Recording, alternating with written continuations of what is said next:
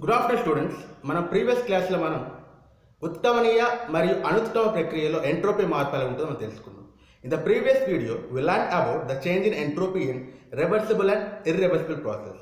ఈ వీడియోలో మనం స్పాంటేనియస్ ప్రాసెస్ గురించి మనం తెలుసుకుందాం. In this video we're going to learn about spontaneous process. So let's go into the video. Spontaneous process.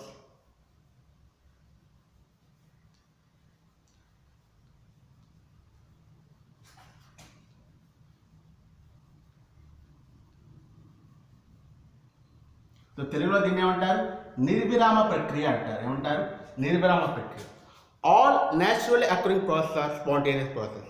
అన్ని సహజ ప్రక్రియలు కూడా ఏంటి మనకి స్పాంటేనియస్ ప్రక్రియ కింద వస్తాయి, నిర్విరామ ప్రక్రియ కింద వస్తాయి. ఆల్ న్యాచురల్లీ అకరింగ్ ప్రాసెస్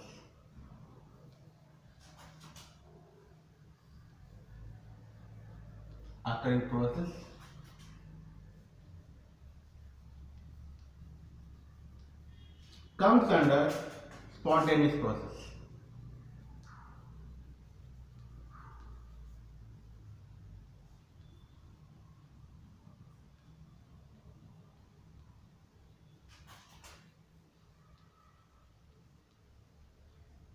అన్ని సహజ ప్రక్రియలు ఏంటి మనకి నిర్విరామ ప్రక్రియ. ఉదాహరణ examples: expansion of gas,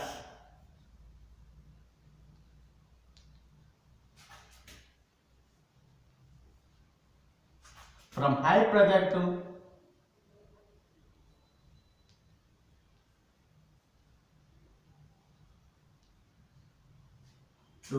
low pressure.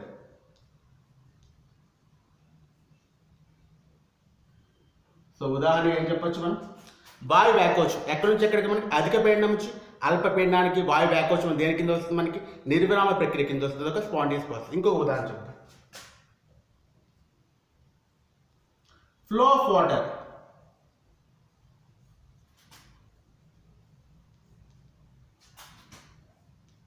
from high potentials to low potential.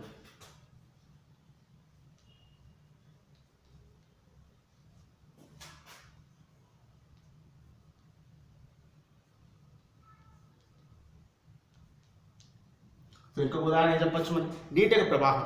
నీరు అనేది ఎప్పుడు కూడా మనకి ఏంటి అధిక పొటెన్షియల్ నుంచి లో పొటెన్షియల్కి ఎప్పుడు కూడా మనకి అల్ప పొటెన్షియల్ ఎప్పుడు కూడా ప్రవేశిస్తుంది. అంటే ఈ యొక్క ఎత్తు నుంచి పల్లానికి ఎప్పుడు కూడా ప్రవేశిస్తుంది. ఈ రెండు కూడా దేని కింద వస్తాయి? మనకి నిర్విరామ ప్రక్రియలు. ఇవన్నీ కూడా spontaneous process.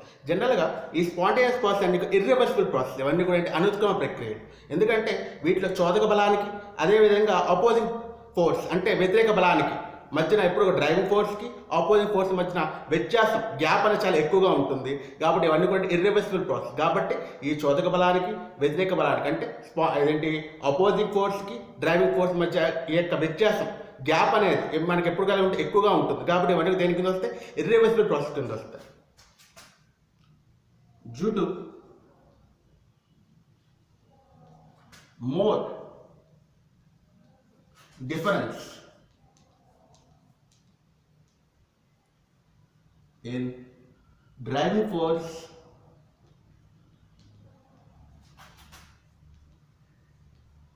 and opposing force,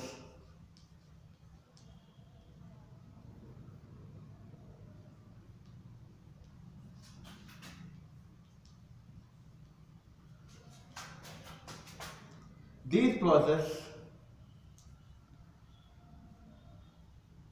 comes under spontaneous process, comes under irreversible process.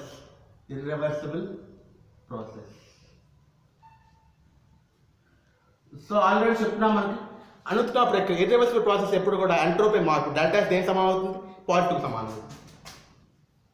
కాబట్టి ఎప్పుడు కూడా ఈ స్పాంటేనియస్ ప్రక్రియ అనేది ఇర్రివర్సిబుల్ ప్రాసెస్ కాబట్టి ఇవన్నీ అనుత్క్రమ ప్రక్రియ కాబట్టి దీనికి డెల్టా ఎస్ అనేది పాజిటివ్గా ఉంటుంది.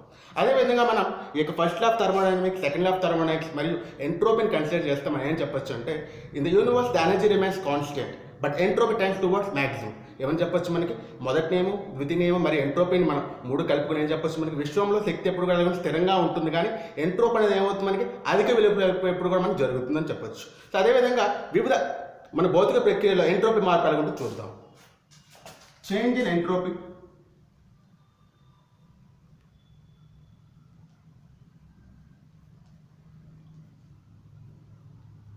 In different physical process.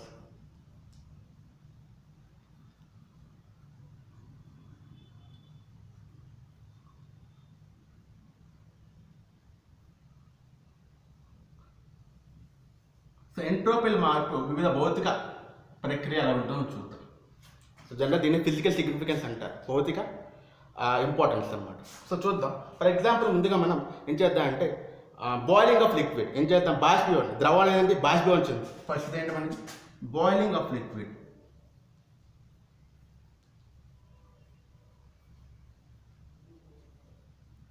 దీన్ని ఏమవచ్చు మనం వేపరైజేషన్ ఆఫ్ లిక్విడ్ అని చెప్పచ్చు.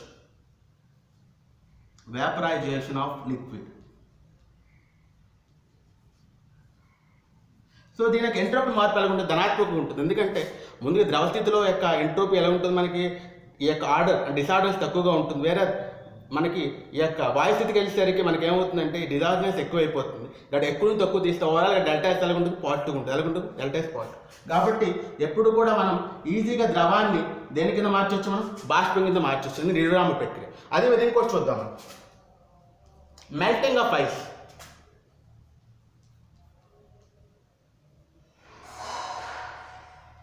ఇక్కడ ఏం చేస్తున్నాం మనం, మంచు అంటే ఐస్ ఏం చేస్తున్నాం, ద్రవీభవిస్తున్నాం. కాబట్టి ఎప్పుడు కూడా ఎప్పుడైతే ఐస్ కరుగుతుందో ఏమవుతుంది, మనకి అంత ఘనస్థితి దేని కింద మారుతుంది, మనకి ద్రవస్థితి కింద మారుతుంది. అంటే ఎంట్రోపీ దేంట్లో ఎక్కువగా ఉంటుంది, మనకి ఇక ద్రవస్థితిలో ఎక్కువ ఉంటుంది, దేంతో పోల్చి ఘనస్థితిలో. కాబట్టి ఓవరాల్గా ఎంట్రోపీ మార్పు తీసుకుంటే ధనాత్మకంగా ఉంటుంది. అదే ఇప్పుడు మనం కండెన్సేషన్ ఆఫ్ లిక్విడ్ గ్యాస్ చూద్దాం. కండెన్సేషన్ ఆఫ్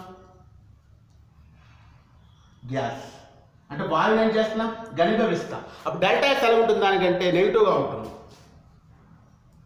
ఎందుకంటే మనకి ఇక వాయు స్థితిలో ఎప్పుడు కూడా ఎంట్రోపీ ఎలా ఉంటే ఎక్కువగా ఉంటుంది, దేంతో పోల్చుకుంటే ఇక ద్రవ స్థితిలో పోల్చుకుంటే. తక్కువ నుంచి ఎక్కువ తీస్తాం కదా, ఓవరాల్ ఎంట్రోపీ నెగిటివ్గా అంటే ఇది ఒక అనిర్విరామ ప్రక్రియ, అంటే నాన్ స్పాంటేనియస్ ప్రాసెస్. కాబట్టి ఈ యొక్క మన వివిధ భౌతిక ప్రక్రియలను మార్పులో మన ఎంట్రోపీ మనం చూసాం. ఒకటి మంచు ద్రవ్యభవిస్తూ ఉంటుంది, ఎప్పుడు కూడా డెల్టా ఎస్ పాజిటివ్గా ఉంటుంది. అదేవిధంగా మనం ద్రవాన్ని బాష్పంగా మార్చడం కూడా డెల్టా ఎస్ ఎలా ఉంటుంది, పాజిటివ్గా ఉంటుంది.